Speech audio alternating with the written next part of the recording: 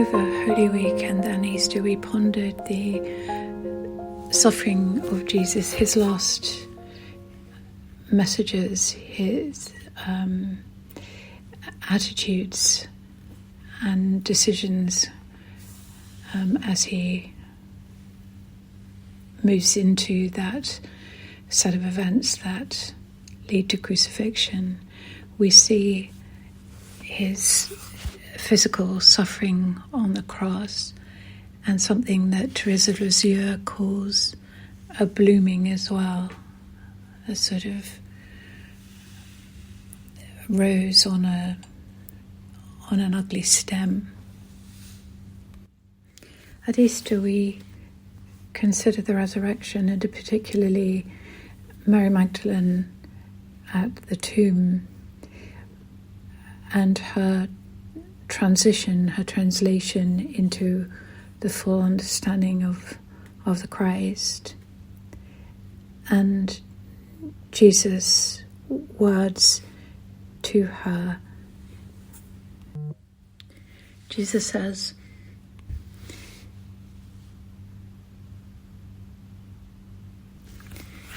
"Me mahaptu, do not cling." That's his advice to Mary. Don't cling to me, because of course we all understand that temptation. There's such a natural and deep urge, but he's asking her to stay with this ability to see the resurrected Christ, the resurrected Jesus, the one she loves, in that place of surrender that she was facing, the devastation. And we assume all the work and learning she's done with Jesus over the years allow her to make this enormous discovery of something that was present but that she can see so clearly then. The rounding out of that experience is helped by a knowledge of the Gnostic Gospels and hindered by a lot of very bad theology, some of which is still preached today, which is driven in large part, I think, by a desire for a controlling religious agenda, religious story full of misogyny and power. So we can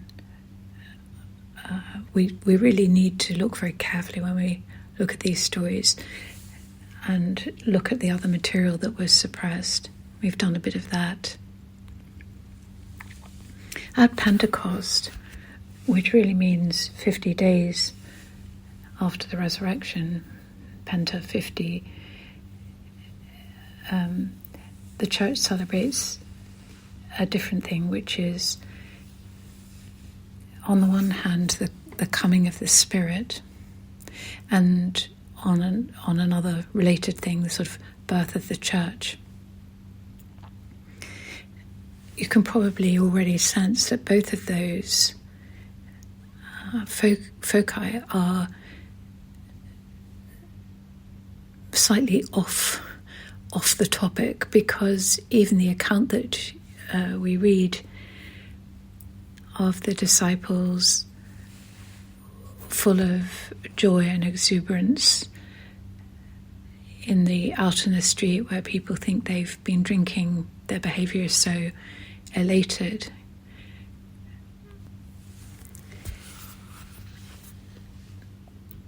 I think there's no good argument for making this the birth of the church, and in fact, in as far as you would want to identify something like that, it surely must be in the life's work of Jesus. But the church is really, at its base, a group of faithful seekers after God, following in the Jesus tradition, not adherence to particular religious structures. In fact, we know Jesus and the early followers were met with a lot of hostility by religious authorities, and often that continues to be the case. The dogma supersedes the need, desire, ability to sustain and encourage people into the deep nature of God, their actual personal connection with God, at which point their idea of their personhood is dissolved, and that there is the beingness, there is the other understanding. But whether or not people reach that point, they are often people who are seeking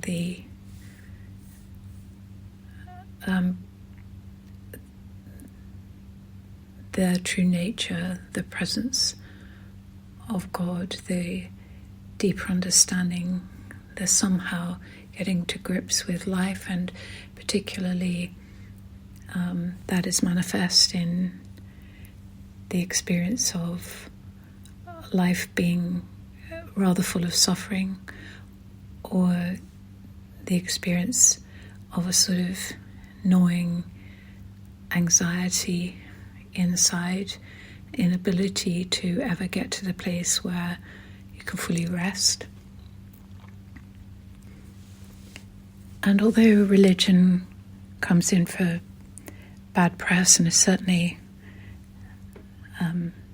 dwindling in its practice and adherence, particularly in the West, particularly among erstwhile Christian societies, it definitely isn't all bad. There's a lot of badness there, I think. All sorts of reasons have contributed to that. Some of them that people very readily point to are things like sex scandals in the church, money scandals in the church, and that sort of thing. And there have been a lot of them, and they have in the past been covered up. So these concerns, which really are more, I think, quite a deep-seated revulsion and anger, are legitimate. But hidden in religion is always the deep truth. There are words and practices there that have come down through people with great wisdom.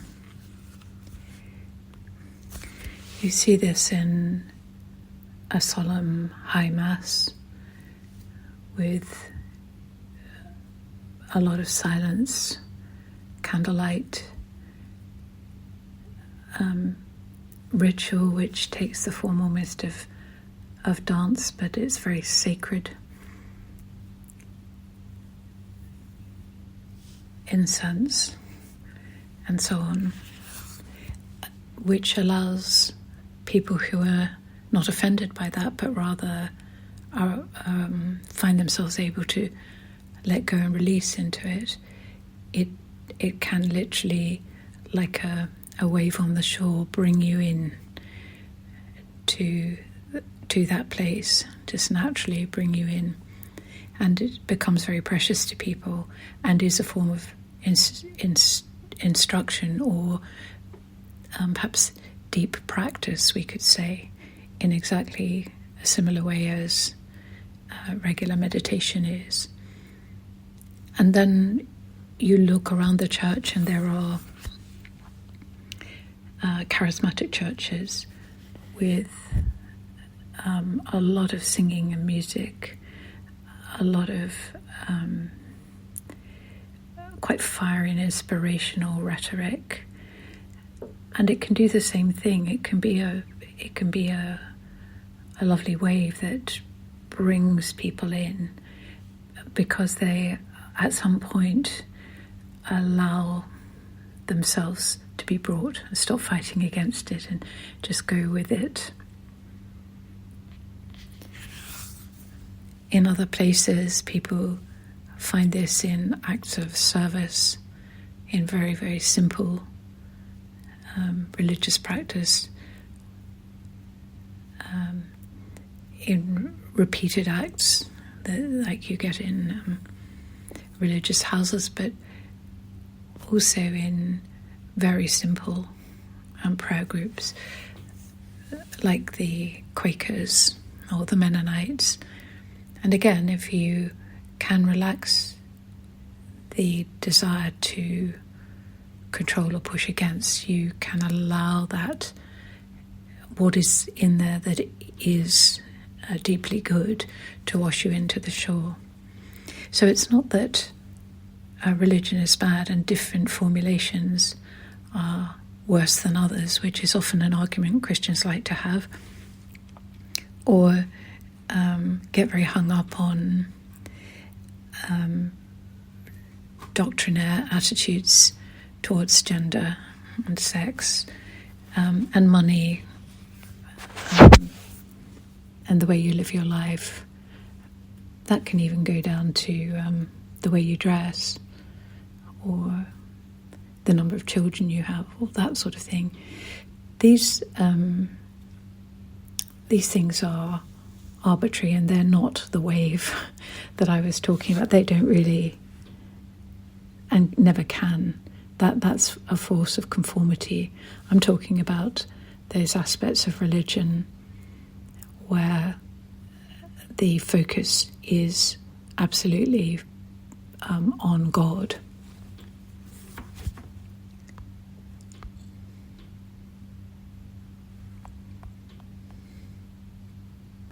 What we do get from the Gnostic text that we've looked at briefly, very, very briefly, is a wider view of the textual evidence and the actual teachings of Jesus, and the material that the established churches present is really a strict subset of all the material available. And the rationale for leaving various of the texts now called Gnostic out is often at base about misogyny. It was at a point in time where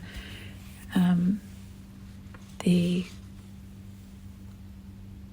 people in power in the church really needed to present a quite muscular version of the Christian story to be able to take up and then wield the power that was on offer in the Roman Empire at the time. With all that said, the account of the coming of the Holy Spirit on some of Jesus' followers at Pentecost is a charismatic event, a thing about spirit and spiritual life. Has a very, very different feel from the accounts of the original understanding of the resurrection, Mary Magdalene, and then the growing realization in some of the disciples that Jesus is present, that death is not the end. It's a coming and a going sort of a thing. They don't remain in that place, but they get insight and experience of it, and then fall out of that again. And that's very common in the spiritual path, obviously, and especially as one makes bigger leaps, deeper understandings. There's a lot to pull you back. There's society, there's the past, there's memories, there's a sense of safety. All sorts of things pull you back from the place where you've found yourself. And so really it is with this event, which was obviously shared by a number of people and has a different feeling.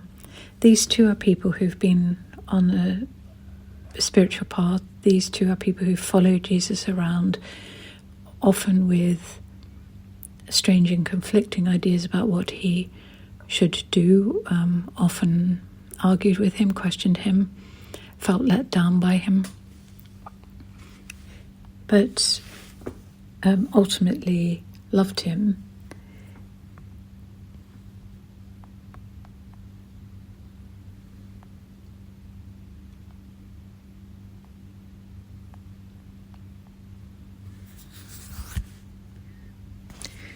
I think what we're seeing here is a lot less profound than the understandings of resurrection. It's a different sort of stage of realization, perhaps we could put it like that. But it is important and worth looking at. It's about glad living. It's about entering into the place of happiness and release, where anxieties are let go, and so immediately they're let go, they disappear. That doesn't mean they won't come back when you move back from that place, but while in this we could call it subjective living, that is the living without objectifying the self or the other, where communication is seamless, where everything is as it is, just ordinarily is as it is, and that is fine. There's no judgment. If only it had been sunny that day, if only I'd remembered to, wash my feet or something like that. There's none of that in this state. This state is not subjective and not judgmental. And it's possible to see that there is actually a loss of intention, that there is no personal intent, there is no personal in the usual way we think about that. This is fully subjective without objects. So there's no active intent in the way we often operate as human beings. So they're not thinking, let's go out and dance about and create a bit of a stir. It just sort of flows and happens. And we can see, just by looking at that little event, that intention, if we focus on it for a moment, is what gives rise to dualism. It's what gives rise to judgment. It might feel as though it's the other way around, but if you examine it closely, you'll see that intention is at the base of the judgmental nature of the subject-object idea, which we've seen is entirely about the way we think. It's a function of language, for sure. Language is entirely like that, but the language is expressing conceptual constraints. I think it exacerbates them, of course, but it also is expressing something of this conceptual constraint. If you speak more than one language, even a bit,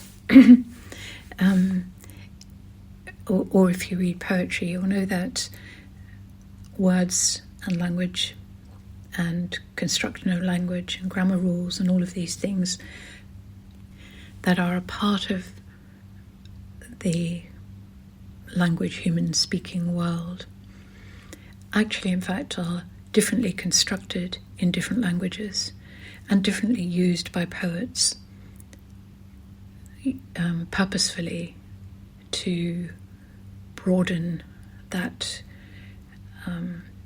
conceptual hard shell around reality, as though reality is made of separate blobs rather than a flow. And this idea is present in the biblical story about the Tower of Babel, where human language becomes the divisive force and moves people away from God, has a really devastating effect on their relationship with God and with each other.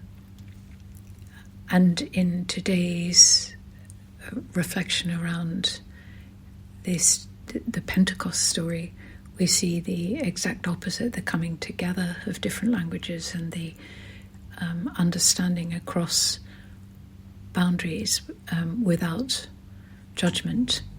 And this is recorded as a sort of miraculous ability to kind of speak or hear different languages.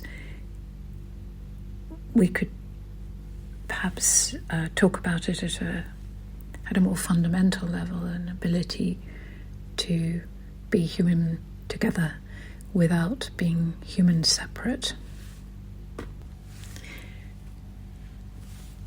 So what is it that, what is the spiritual event that gave rise to this? So in traditional Christian thought, this is something I think that is expressed really in terms of God's agency. God sort of sends the Spirit, and the Spirit comes and stuff happens.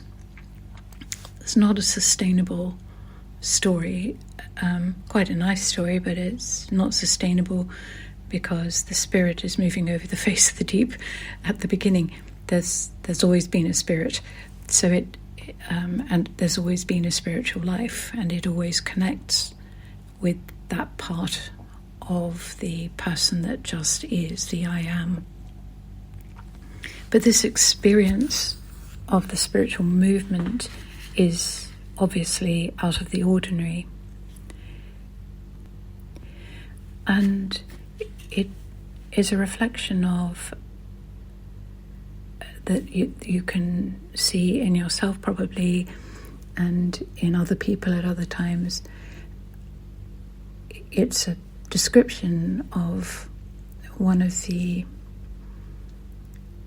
states that people arrive at on their way to full realization. And again, it comes and it goes, and it comes and it goes quite a bit before it might stay. Jesus would have called it did call it the narrow gate. In Buddhism, it's often talked of as a gate as well, the gateless gate. So it looks as though there's some sort of obstruction, and when you get close and walk through, there wasn't one. It is the open road to freedom and this state of bliss, a release from bondage. And the Spirit moves as it always does, but without the sort of rider of the mind on top, saying what's going on, judging what's going on, trying to direct what's going on. But instead, the rider has fallen off or gone to sleep or something, and the Spirit just flows, and this other way of being is revealed, and it is deeply joyful, non-judgmental, and shared with others because there is no difference, because there is no object. There is only this sort of subjective understanding. This is also me hapto, or letting go the grip, as Jesus says to Mary Magdalene. Humans have a tendency to live life as if on a roller coaster or on a game show or something like that. They have a very tight grip and a constant fear of going wrong. And this letting go that is seen today and into the flow of the Spirit, the deep, ever-present nature of God, although frightening to do, brings with it release from all that anxiety and an understanding, temporary perhaps, but increasingly in longer stretches, that everything is as it is. There is no need to control it. And this is what Jesus is talking about when he says in the Lord's Prayer, God's will, not my will. It's letting go that tight grip of trying to do my will to be good as well as my will to get what I want. It doesn't matter how virtuous it sounds, the grip is the problem. And the releasing the grip might be hard, but when it is released, there is immediately peace, as though noise-cancelling headphones have been put on, just a quietness and a gladness and a welling gratitude, a sense of wholeness, of oneness, of being free, completely free and safe. It shows itself as the undividable love of God. Speaking in this way, it might feel as though this experience of letting go is something to be attained, something to do, something to try for. That isn't strictly true. Exercising in that direction is a good thing, but when it happens, it's a fall. It isn't the will and the intention. It's actually the lack of personal intention and will. So it feels like something to be attained, but in a way, it isn't. It's falling into the place of the intuitive apprehension of the flowing spirit, of the flowingness that constitutes the self and the subjective understanding of life. And there is no place for object in that world, no place for difference. This stuff is very hard to talk about because language and ideas thought can't really describe it because they're conceptual. But this that we are considering is not trying to find correct doctrine or right belief. It's just simply letting go and letting God's will be done.